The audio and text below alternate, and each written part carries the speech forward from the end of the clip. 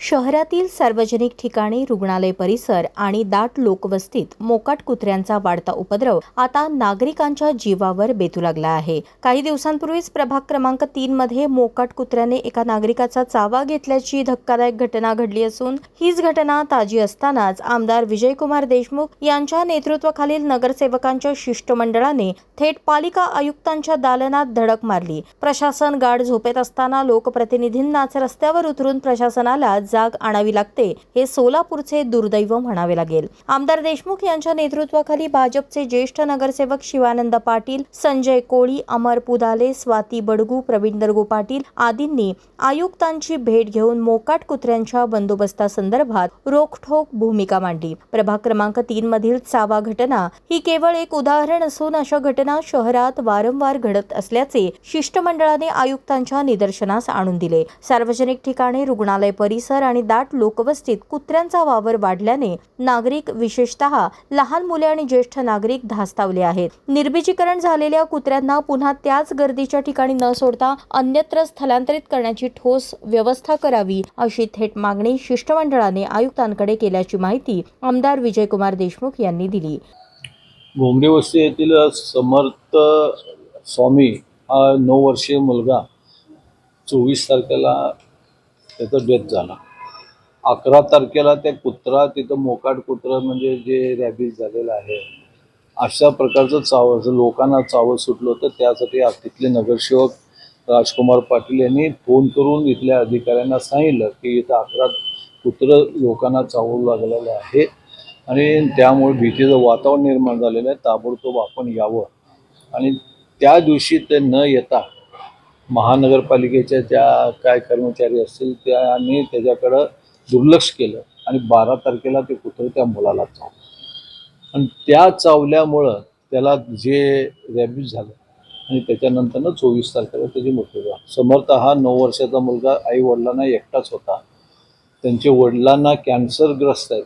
त्यांचंही ते आता ट्रीटमेंट चालू आहे, किमो चालू आहे त्यांचे आणि त्यांची परिस्थिती, घरची परिस्थिती जेमतेम आहे. त्यामुळं ते आता पुढं त्यांच्या एकच मुलगा तोही गेला आणि त्यामुळे त्या कुटुंबाची असं कितीतरी कुटुंबाची दैनंदिन अवस्था या सोलापूर शहरामध्ये होते. सोलापूर शहरामध्ये आता अधिकाऱ्यांच्या तोंडून ऐकल्याप्रमाणे 40,000 कुत्रे आहेत. पण लोकांचं म्हणणं आहे की जिथल्या अनेक तज्ज्ञांचं म्हणणं आहे की जवळपास 50,000 ते 60,000 कुत्रे ह्या सोलापूर शहरामध्ये आहेत आणि ज्या लोकसंख्येप्रमाणे ही कुत्रे 40,000 ह्यांनी धरून चाललेले आहेत. त्यांची जे निर्बीजीकरण करायला पाहिजे ते वेळेवर न केल्यामुळे ह्या सगळ्या परिस्थिती उद्भवलेल्या आहेत. महानगरपालिकेकडनं आत्ताच अधिकारी म्हणत होते की आम्हाला निधी पुरेसा मिळत नाही किंवा त्यांनी निष्क्रिय पण अधिकारी असू शकतो किंवा आजपर्यंत त्यांनी निधी पण बोर्डाकडे किंवा त्यांनी कुठं आपल्या आयुक्तांकडे मागणी केलं नाही. त्यामुळे हे निर्बीजीकरण होऊ शकलं नाही. आज रोज जवळपास फक्त 25 कुत्र्यांचं जाळं होऊ शकतंय. तसं बघितलं तर 135 रोज व्हायला पाहिजे. रोज 25 म्हणजे 100 कुत्रे तसं राहिले जातात आणि त्यामुळे त्यांची लोकसंख्या झपाट्यानं वाढत चाललेली आहे. त्यामुळे लोकांना धोका आहे. हे कुठेतरी लवकरात लवकर आपण आयुक्तांना ते सांगण्यासाठी आलो होतो की लवकरात लवकर याच्यावर कुठलं तरी उपाययोजना ताबडतोब आपण करावं आणि जास्तीत जास्त निधी त्याच्यासाठी देऊन आपण इतर ज्या गावामध्ये, इतर ज्या शहरामध्ये की बाबा जिथं ह्या चांगल्या प्रकारे ही योजना राबविली जाते तिथं कुत्र्यांचं आज बंदोबस्त केलं जाते. त्याचा अभ्यास करून आपण आपल्या महानगरपालिकेचंही लवकरात लवकर कुत्र्यांच्या संदर्भात बोलू. हो, माननीय मुख्यमंत्र्यांना आपण त्यांच्या सहायता निधीमधनं आपण त्यांच्या कुटुंबासाठी सहायता करण्यासाठी निधी मागितलेला आहे. मला असं वाटतं की मुख्यमंत्र्यांना निधीमधनं मिळेल.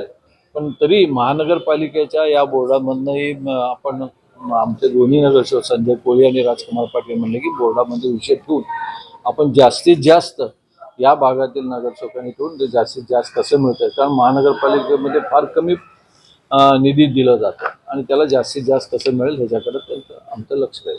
प्रश्न असा आहे, प्रभाग क्रमांक 3 मध्ये एखाद्या नागरिकाला चावा घेतल्यानंतरही पालिकेचा आरोग्य विभाग गप्प का? निर्बीजीकरण करण्याच्या नावाखाली कोट्यवधींचा निधी खर्च होतो, मग रस्त्यांवर कुत्र्यांचे थवे का दिसतात? आज चावा प्रभाग 3 मध्ये घेतला, उद्या तुमच्या आमच्या प्रभागाचा नंबर लागणार नाही याची खात्री कोण देणार? रुग्णालय परिसरातच रुग्ण आणि नातेवाईकांना कुत्र्यांच्या भीतीने जीव मुठीत धरून वावरावं लागतं. ही प्रशासनाची नामुष्की नाही तर काय? आयुक्तांनी शिष्टमंडळाच्या मागण्यांची तत्परतेने दखल घेऊन ठोस अंमलबजावणीची हमी द्यावी, अन्यथा प्रभाग क्रमांक 3 सारख्या घटनांची पुनरावृत्ती झाल्यास त्याची संपूर्ण जबाबदारी पालिका प्रशासनाचीच राहील हे विसरता कामा नये.